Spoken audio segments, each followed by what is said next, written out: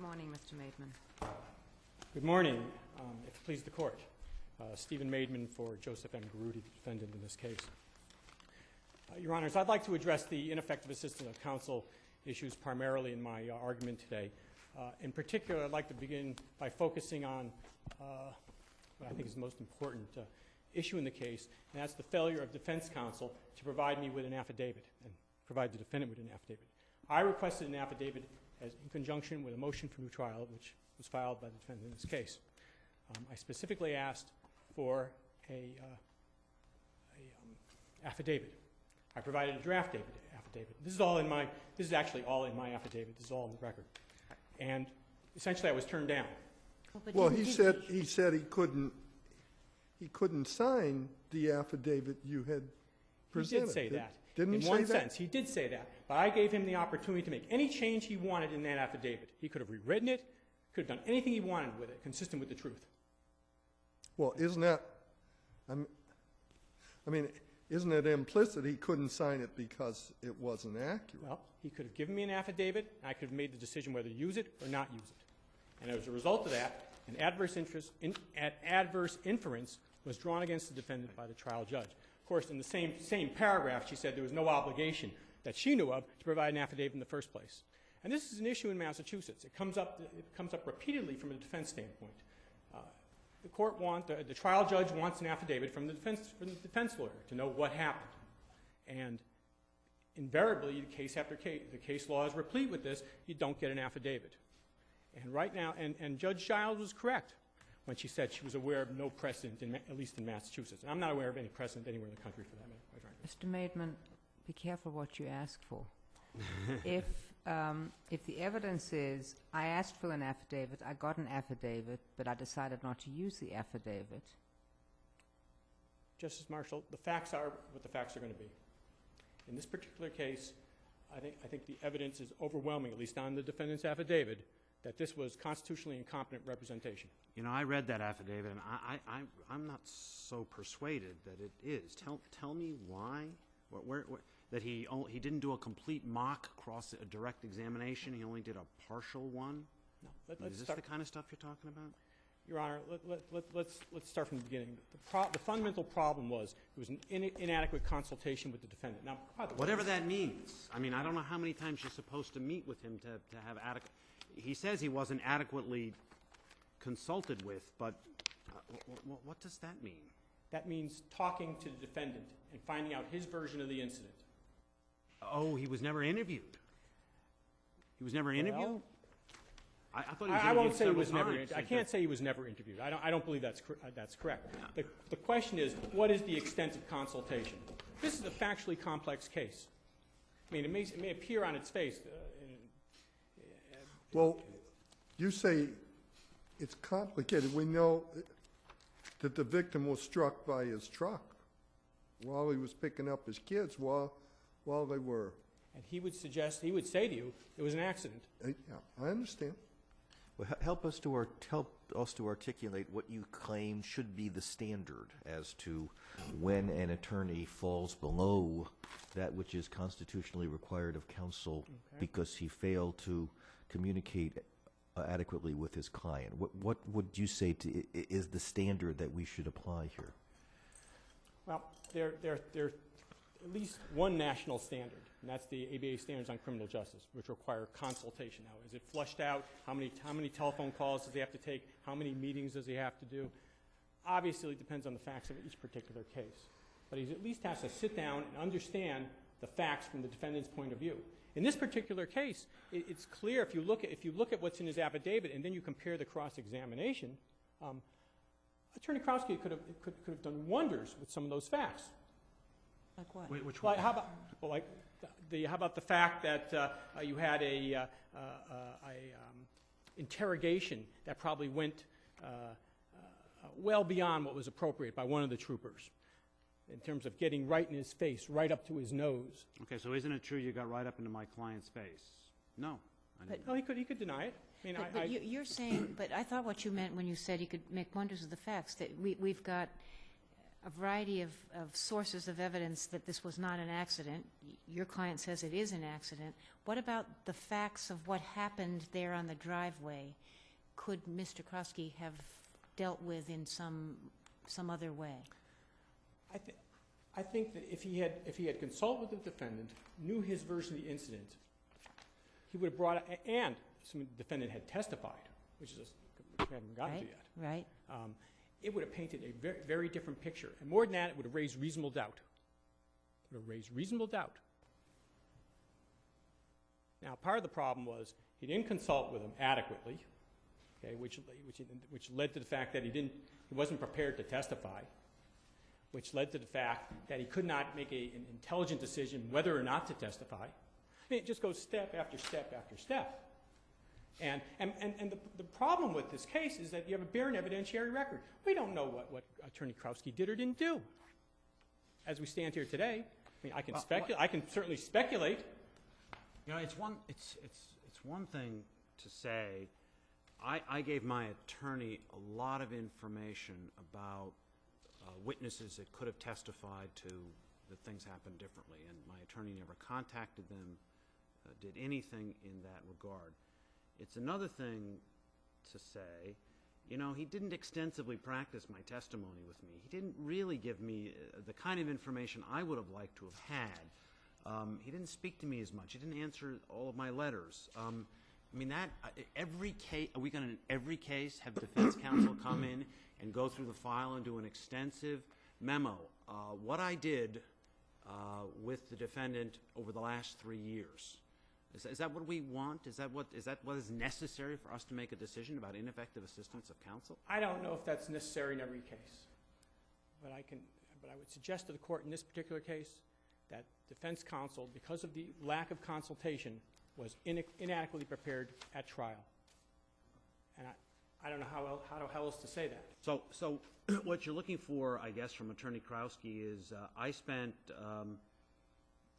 20 hours consulting with my client in the following days, and in my view, that was sufficient.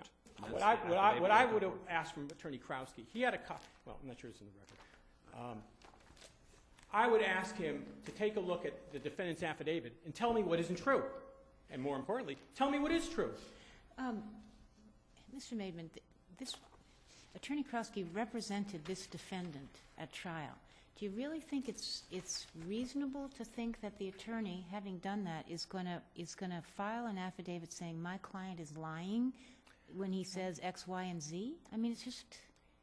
He doesn't have to file. He has to give me the affidavit. I will make the decision whether to file the affidavit. And if I just determine, which is part of the defense function. I mean, I'm being. I mean, I just think it calls into question a fair amount of issues about that attorney-client relationship that he had, where it's going to go with respect to the Board of Bar Overseers. I mean, I just think that's not realistic to think that an attorney's going to do that. Maybe as part of my analysis of the case, maybe I would decide not to file the motion for new trial. Maybe I would conclude that the defendant is not entitled. Maybe I would make the recommendation, be specific at least in the Massachusetts context, maybe I would recommend to the Committee for Public Counsel Services that I'm not filing a motion for new trial in this first-degree murder case. But at least I have to make the assessment, the professional judgment, whether there is such a case. And based on the record that's available to me and the record that's available to this court, the record, it's just not there. Could we just turn to the question of, I mean, your client's affidavit was very clear that he made the decision not to testify. As I understand it, it was essentially, had I known the full range of options, I would have reached a different conclusion. Do we know what was available to the Commonwealth about your client's relationship with his former wife, or something that would have been used to decimate him or to attack him on cross-examination? I think they had pretty good material to decimate him. In terms of the relationship, they introduced a 5-year-old restraining order. They had witnesses coming back from Christmas of 1990. So your point is all of that was coming in, and they it was all in there, and they didn't hear another side of the story. Well, that's right. I mean, this is really a defense failure. I mean, this wasn't fair. I mean, I don't want to make a 33E argument, but when I looked at this thing, you had this, just read the affidavit, go through this, and then you see what the trial looked like. Well, did the That's judge? not fair, Judge. Did the judge have a colloquy with him about? She certainly did. And did the judge explain you have a right to testify? and- Yes, all that. It was All a of good, that. good colloquy. Problem is that a colloquy presupposes a constitutionally competent lawyer who's explaining, well, you know, there's some strategic advantages to you testifying, especially if your story is never going to get into the record. But I gather you're not saying here that an effective counsel could not have come to the view that the better course was to keep him off the stand. Or are you saying that an effective counsel would certainly have had him testify here? I think I would let the defendant make a knowing and intelligent decision, assessing, you know, all this stuff that you say happened. You're the only person alive left who could testify to this. Other than the state troopers, who else is going to contradict the state troopers as to what you did and did not say? Right, I'm sorry. But I assume that's what Judge Giles was told him. I assume that No, part of I the don't- colloquy was that, well, I mean, I assume he knew that there's only certain things that he could testify to since there was nobody else there except for the wife who's dead.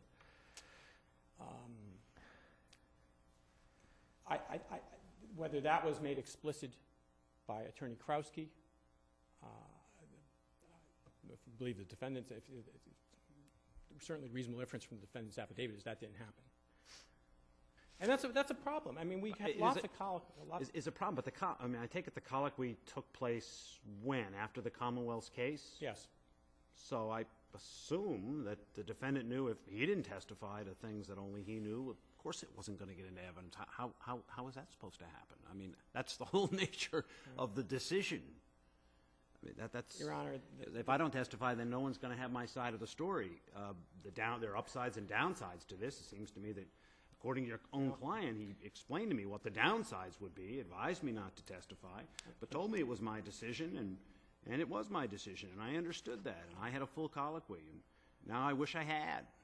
unfortunately, we don't know what was said and what was not said by defense counsel. So what's the rule that you would? Just before you, excuse me, why do you not know that? Because your client can tell you. Oh, I know what's in the affidavit, but I don't know what Attorney Krauske would say. No, I understand that, but your client is the one who had the preparation for the colloquy with Mr. Klasky, so your client can tell you what he told him.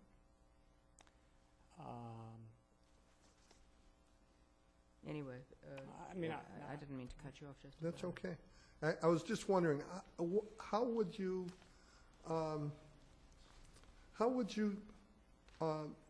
describe the rule that you'd like us to have that would flow from this case if we agree with you? That in all cases going forward, upon a request for an affidavit from appellate counsel, a lawyer is obligated to review any submitted affidavits and address whether each aspect of the affidavit is true or not true. I certainly think that would advance the Sixth Amendment interests, and it would certainly advance the Article 12 interests. I think that's excellent. That would be fine. I think they have an obligation. Well, first of all, under the CPCS performance standards, are obligated to cooperate. It's not that explicit whether they got to provide an affidavit. I would suggest they have to provide the affidavit upon request, consistent with the truth, and then defense counsel can decide whether or not to use it. And as a result of that, he may decide not to bring the motion to trial in the first place. I think this is a critical issue under Massachusetts law. You have case after case where it's duly noted, and I put in my affidavit, it's conspicuously missing. I think I used those words. The affidavit was conspicuously missing. I take it that we could ask, I take it that you would have no objection if you had a conversation with trial counsel and then decided that, you don't have to have it in an affidavit. Right. I'd have to have here's part of the problem. The problem with just merely having a conversation, and I had a conversation with Attorney Krauske, at least prior to all this. A conversation is not a sworn affidavit. And more than that, I asked, Mr. Garuti's affidavit was very, very specific about how many letters I wrote, how many phone calls. I mean, this is a sad story, Your Honor. No, I understand that. When Justice Ireland was articulating what you were asking for, I mean, presumably, if you had a conversation with defense counsel and decided that based on what defense counsel told you, represented to you, you were not going to press for a motion for a new trial. You wouldn't want us to say you have to put that in an affidavit. Right, but maybe not. But on the other hand, I might want an affidavit to lock him into a story and to make sure it's done under oath. So I know, other than just Joe Garuti, he would have done terrible on the stand because he'd be saying bad things about Shirley Garuti. I mean, that's essentially what's in the record as it stands right now. But I don't know specifically what, for example, the best example. I mean, I send him a draft affidavit, 6 pages. I mean, I thought it was a fair affidavit. And I get back one line saying, I can't sign it because it's inaccurate. To this day, I don't know what's inaccurate about it. It's not in the record. All right, so the attorney submits an affidavit. Obviously, this is going to take a tremendous amount of time. I'm sure you realize how many ineffective assistance of counsel claims are made on appeal or motions for a new trial. They're countless at this point because the door has been opened. And an affidavit saying, I don't remember much about the case, but I certainly would have spoken to my client extensively from time to time when I met him, or sufficiently. So you say, all right, now we got to have an evidentiary hearing, because, or the attorney says that simply isn't the way things happen, and says something different than the defendant. Well, now we have to have an evidentiary hearing. We need people under oath now. So let's move to the next step. We have contradictory affidavits. Let's get them in. Is that the next step in this? Is how it's going to work? Corey, maybe we do need, even in the situation you're describing. I mean, we're dealing with a first-degree murder case. Maybe that's what's necessary to vindicate Sixth Amendment interests. I think that's... We look at the trial performance. I mean, it is... I mean, we have lots of things to look at. We can look at the trial performance, and surely, and the fact that there was a colloquy here on the most important issue, which is whether he was going to testify and tell his story. There's a colloquy that helps us there a lot. And this isn't a case where the client is saying, I gave the lawyer a whole bunch of investigative leads that would have resulted in alibi witnesses, and my lawyer didn't follow it, on which point, I mean, that's just a very different kind of case. Right. And you might proceed in that case a little differently. But certainly the reasonable inferences from the defendant's affidavit is that he gave him plenty of material relating to the cross-examination, relating to the incident itself, which he could have used. And it didn't happen. Those are kinds of sort of judgment issues at trial. Not investigating a whole line of defense is really of a different order. I mean, it just seems to me. The only I would suggest that to a certain extent it's a quality control issue. I mean, what level of quality do we want from defense counsel in a first-degree murder case, or in any case in Massachusetts? And I don't think it's going to open the floodgates of evidentiary hearings. I think a lot of them are going to get filtered out. I would suggest to the court that this is what, if we're going to have a motion for new trial, at a minimum, I think it's a real problem for a trial judge in this state to say, well, I didn't get the quote-unquote, use the word, confirming affidavit, and then the rest of the paragraphs that say, well, of course, there's no obligation to provide a confirming affidavit. That's a problem. That's a problem for defense counsel statewide. I see that as a potential problem in a number of cases. I agree with you. The fact that a judge will say, well, there's no affidavit from counsel, and the other side says, well, they wouldn't give me an affidavit. That's kind of a... I need an affidavit. And then you draw a negative inference. And then you draw a negative inference. Well, I don't disagree with you that that's a bit of a conundrum. I would close by... I'm sorry. No, I'm not sure how to resolve that. Yeah. I mean, it's what is the quality of defense representation we want in the state?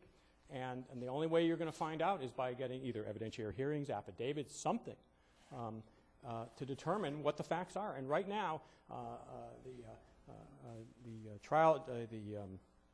the Commonwealth in its brief talked about an abuse of discretion. Well, yeah, I would suggest it's an abuse of discretion. But the real question is, was there a substantial likelihood of miscarriage of justice? And I would suggest that's certainly an open question as we stand here today. And unless the court has any further questions, I rest on my brief. Thank you, Mr. Maidman. Good morning, Mr. O'Connell. Morning, Your Honor. May it please the Court. Michael O'Connell, Assistant District Attorney for the Commonwealth. I would suggest all of what you have just discussed with the defense attorney is belied by the trial record. All you have to do is look at the trial to see the performance of Mr. Krowski in this case. Now, there's a assertion here that he should have provided an affidavit, and he's put between a rock and a hard place if he does. He either signs the affidavit saying essentially I was committed malpractice and I was ineffective, or comes up with another one and says my client was lying. That's not a choice the defense attorney should have to make, and I don't think there's any authority that indicates they should have to make it, and I don't think it should be created, because that's not an issue. Let me ask you this, and defendant comes in afterwards, motion for new trial, puts out an affidavit. I gave my lawyer all of this information about how to find the witnesses that were there at the time, and my lawyer didn't do anything about it. And so it's a different case than this. It's not like he didn't talk to me as much as I would have liked to, or he didn't answer my letters, but it's a case about whether the lawyer pursued a very important lead, and whether the defendant provided. So counsel can't get an affidavit from the lawyer about any of this. Forget about it. I'm not giving you an affidavit. I don't remember. Well, I'm not giving you an affidavit. Judge gets the defendant's affidavit with all this information, says, that's very interesting. Where's the lawyer's affidavit? Oh, you don't have a lawyer's affidavit? I'm sure you've taken the position on a number of occasions. Your office says, hey, there's no lawyer's affidavit in this case. You know, how can? Well, Your Honor, how has he met his burden without a lawyer's affidavit? I have to analogize this. This is kind of like answering an essay question in a college exam. There are technical things like rules of evidence that we have to follow, but largely this is a matter of art. The defense or the prosecution of a case at trial is a matter of art as well as technical ability. So I used to try cases. Well, I understand I used that. to think so. But if a defense attorney has to explain himself explicitly in a sworn affidavit every time he tries a case, that's going to put a pretty big chill on the artistic aspect of this skill. And I think part of what you're saying, at least part of what I'm hearing, is that there are different circumstances. A lot of them may fall into this art versus quantity. But do you think it would be appropriate for judges to say, I really need to hear from the attorney here? The judges should be alerted to that, and then say have an evidentiary hearing or require an affidavit or something? Well, Your Honor, on a case-by-case basis, yes, obviously. There are going to be instances when an inquiry would have to be made, but I don't think it's here.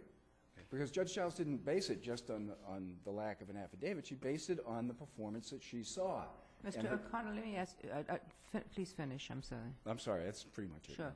I mean, taken at face value, and I haven't read the whole transcript, but, I mean, you make a very strong case in your brief. And then you read the affidavit. I mean, if the claim here is accident, which what was the strongest piece that defense counsel used to show that this was an accident? Well, there were two strong showings here. One is the cross-examination of the pathologist, Dr. Zane, who's been mentioned before. And the second one is the cross-examination. And that was the weight of the vehicle and the bones hadn't been crushed and so on and so forth. And the nature of the injuries and whether or not a certain bone was easily broken or not. And also the cross-examination of Sergeant Sullivan, the accident reconstructionist, who testified as to the evidence that was left in the driveway that was part of the trial. Those are the two longest cross-examinations in the trial by anybody. And, of course, I didn't cross-examine anybody. So, for example, with respect to Sergeant Sullivan, was there cross-examination about whether there were breaking, tire things that would indicate? Deceleration, yes, Your Honor. Yeah, so that kind of thing. Yes, Your Honor. And many of the technical aspects of her examination were questioned and essentially quibbled with by the defense attorney on the cross-examination, trying to create, if you will, a doubt that what she said was true. And the same thing goes with The pathologist, again, it wasn't the pathologist who performed the autopsy. It was a substitute because the other fellow was out of the jurisdiction. But again, quibbling with the aspects of the injuries, claiming that if she had been run over by a 2-ton vehicle, her bones would have been crushed, there would have been tire marks on her, et cetera, et cetera. I think all of that goes to preparation by the defense attorney. He knew what he was doing when he started this trial. No, of course he did on cross-examination. Here's what's somewhat intriguing about this. Of course, I'm not going to go into the pros and cons of whether somebody does or doesn't get called to testify, because those are often tactical. But frequently, it seems to me that the facts around what happened in this case were essentially confined to the relationship between the defendant and his former wife and the events that happened that evening. This is not a man, as I understand it, who had a prior criminal record. This is not a man who was in any of his other relationships involved in any tension or difficulties. I mean, it wasn't that he was, rolling from employer to employer or something like that. No, there was no evidence of that, Your Honor. Correct. So you really have the classic, as it were, confrontation, limited in scope, which, as you can hear from the 2 other cases this morning, you can see the difference. Yes. Lots of reasons, why you don't put somebody on the stand. Here the defense is accident, and the jury is going to get a great deal of information, and did get a great deal of information about the very, very negative relationship, and indeed abusive, if the jury believes the restraining order, between the defendants. So they have plenty of evidence of anger, hate, perhaps. And there's no counter to that. And they have really, the cross-examination may indeed have been effective of the 2 experts, but sort of missing is, well then, if it didn't happen that way, what way did it happen? And I think that's the point of Mr. Maidman's, that's, as I understood, the thrust of it, which is, this is, of all the cases that I have looked at where there's a tactical decision not to call the defendant, almost all of them, you can just see up and down the problems that are going to happen. Or you don't call the psychiatrist, you can see up and down. In the earlier case, the problems that are going to happen. It's very hard to see up and down in this case what the risk was. Well, I think to a certain extent you can rely on the defendant's affidavit as to what the defense attorney said about that. And that is backed up by what happened not only during the investigation, but also what happened with the other evidence that we provided as to the relationship. And that is, when it came to his former wife, this individual was loud, profane, and very quick to anger. And I would suggest to you there's a severe danger that that's going to come out on the stand. Hadn't that come out? Of course it had come out. But the fact of seeing it in the courtroom, I would suggest, would be highly dramatic and would, in a sense, compound the Commonwealth's case, make it stronger by showing that in this particular aspect of his life, he was out of control. And I can't see that how that could have helped him. What he said and what his defense was this was an accident. That was before the court, because that's what Attorney Krowski's defense was. It was argued. It was the point of the cross-examination of all of the witnesses. The allegations that the defense attorney made in his closing that the police were not being truthful went in that direction as well. I don't see how the possibility that he might explode on the stand when I'm cross-examining him about his relationship with this woman is going to help him. I mean, the defense is there, and the defense is before the jury, and it's their function to weigh the evidence. And, of course, there is no witness other than the defendant because there was nobody else there other than the 2 children inside. Did the kids testify at all? Yes, Your Honor. They talked about what occurred between the defendant and his ex-wife before they went back into the house? No, because they were not there when the ex-wife was talking to the I defendant. thought the daughter came out, talked to him. He talked about, get your stuff, they talked about that? Well, she came out, and then she went back in. Right. Then the son came out, and the son went back in. And that's when the ex-wife came out. So when she came out, they were both still in the house. And so no one heard the exchange? Exactly. I see. Exactly. And then they talked about hearing the tire screech, or one of them did, right? Both of them did, Your Honor. Both. Both of them indicated tire screeching, and that's obviously goes to the evidence of the tire marks in the driveway that led up toward the house, up the hill, up toward the house, as opposed to down toward the street. And my argument, obviously this is a case where extreme atrocity or cruelty was found, but my argument was also premeditation, and that, I would suggest, goes to premeditation. There was a photograph that showed the tire marks But the, going up but to the, the house. Was there a view? Yes, Your Is there videotape in evidence? Honor. I Do you don't happen believe to- there was a videotape, Your Honor. But they're tire marks, they're photographs. There were photographs of the tire marks. Those the tire marks were no longer there during the view. The No, trial of was course, 2 of years course, after of course. the event. but the defendant's explanation of why the car went in that direction, I take it, is that he said that the wheels were still turned to the Turned. right because I backed up. Did that came in, yes? Yes, yes, it did. In what form did that come in?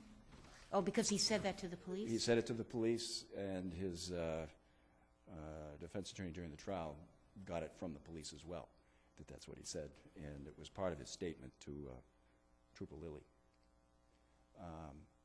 I would just close with that particular issue and tell the court that it's the Commonwealth's view that, again, if you look at the trial transcript, you see the quality of the representation. The defendant is not entitled to perfect or brilliant representation. He's obviously not entitled to representation that gets him off. The fact that he's found guilty doesn't mean there was ineffective assistance to counsel. I would suggest, but what is required is adequate preparation and adequate tactical maneuvers to get to the goal, and I say that that is belied. The defendant's claim that it was not done is belied by the trial transcript itself. Now, the other issues here, the second issue is waiver of testimony, and I just don't think there's any question that there was a colloquy. The defendant was fully advised of what his rights were. He was advised pointedly by Judge Giles that it was his decision alone, and not Attorney Krauski's decision as to whether or not he testify. And the defendant indicated, I understand that. I've been told that. In fact, during the colloquy, he asked to consult with his attorney, and he did. Judge went off the bench. There was a recess. There was consultation. When it was over, the colloquy resumed. There's just no issue here with regard to that. And as far as the other issues go, the evidentiary hearing on the motion for new trial, again, the denial was based upon the judge's recollections of the trial and her reading of the affidavit and not believing that it was necessarily truthful. She did not credit it. She didn't credit it because she was there. She saw what happened during the trial, and I would suggest that was a good basis for that. Unlike the Licata case where it isn't really said, but the Judge Liakos indicated that the motion for new trial was summarily denied. I take it that then there wasn't any findings and rulings of any nature, but here there were, and the judge was explicit in why she went the way she did. And those are the issues. The other issues, I think, take care of themselves unless the court has questions. The question of recording the interview with the defendant, of course, this was 6 months before the case came down, the D.G. Amatista case came down.